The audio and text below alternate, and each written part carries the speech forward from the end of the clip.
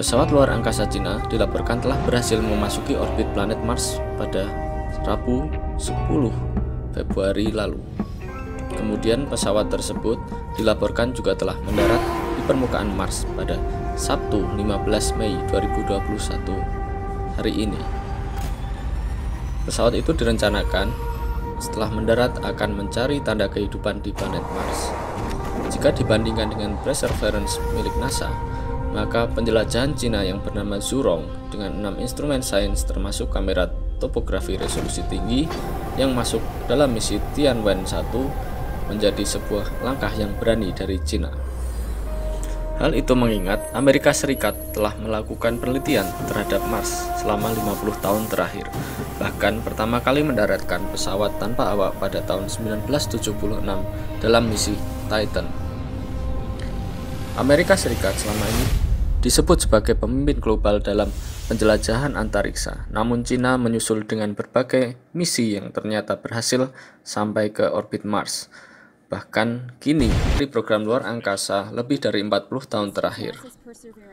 Dikatakan McDowell bahwa mendarat di Mars lebih susah daripada mendarat di bumi, dengan atmosfer yang lebih tipis sehingga parasut tidak bisa bekerja dengan maksimal, bahkan lebih sulit daripada mendarat di bulan.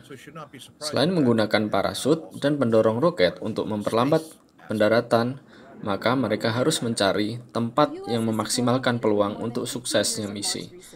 Maka Utopia Planitia dinilai sebagai tempat yang sangat cocok.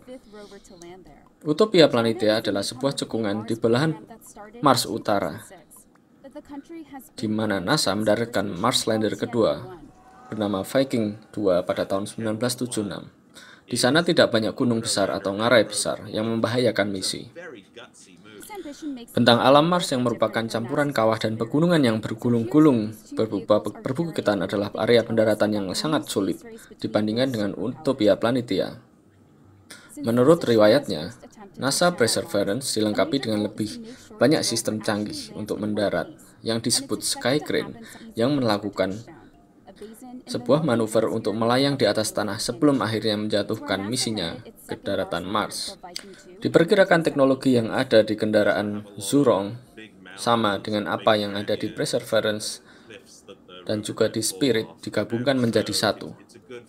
Diperkirakan kamera multispektral Zhurong dapat mengambil gambar dengan berbagai cara, termasuk filter warna untuk mempelajari bagaimana batuan di permukaan Mars. Ada juga radar penembus yang memancarkan gelombang radio, dan ketika diarahkan ke permukaan, maka penjelajah dapat mengambil sinyal dan mengumpulkan data tentang apa yang ada di bawahnya, terutama untuk mencari air berupa es. Zhurong, yaitu kendaraan seberat 240 kilo lebih, akan menjelajah Mars dalam beberapa bulan ke depan. Sementara itu, sampel yang ada pada Perseverance akan kembali ke bumi tahun 2031 bersama dengan misi Badan Antariksa Eropa. Sementara sampel dari Cina kemungkinan akan kembali lebih cepat, mengingat mereka memiliki kendaraan yang masih mengorbit di Mars.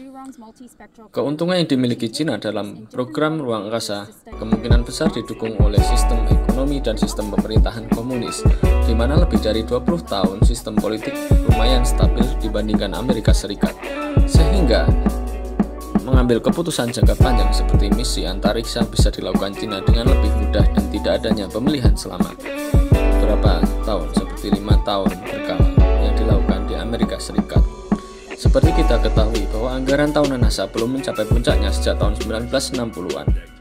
Diperkirakan Cina akan mencapai tujuan akhirnya lebih cepat daripada misi Amerika Serikat. Mari kita lihat hasilnya nanti.